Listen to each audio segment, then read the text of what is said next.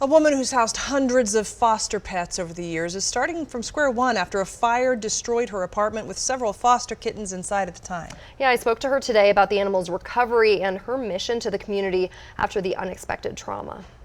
This is my kitchen, or used to be. Sabrina Olsen spent her weekend taking inventory of what's left in her apartment. And there's not much after a possible electrical fire tore through last week. There's also a lot of glass. Oh, and like burnt little pictures of the kittens. By day, Olsen is a case manager for people experiencing homelessness. I help them kind of come up with a plan to exit shelter and then get into stable housing. And in her free time, she fosters animals.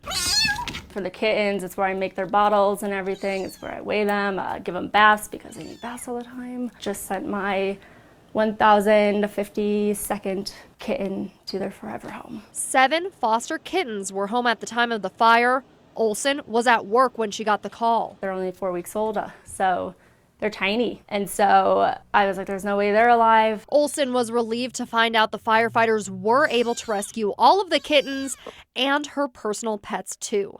Thousands of dollars in veterinary bills later, all of the animals have been discharged. The fosters are back with the rescue and going to go to a different foster until they're ready for adoption. She'll now be starting mostly from scratch. I don't have anything for my animals anymore, like no food, no beds, no nothing, and people have been asking like what they can do to help, and it's meant like the world. With that good community behind her and renter's insurance, she's one of the lucky ones. She says she knows all too well how differently this situation could have turned out. A lot of the guys that I work with in the shelter, they have similar stories to mine right now. You can fall into homelessness or be experiencing homelessness no matter who you are. It could happen to anyone, and you just gotta treat people, kindly and come together as a community and not just make first initial judgments on people when they're going through a hard time.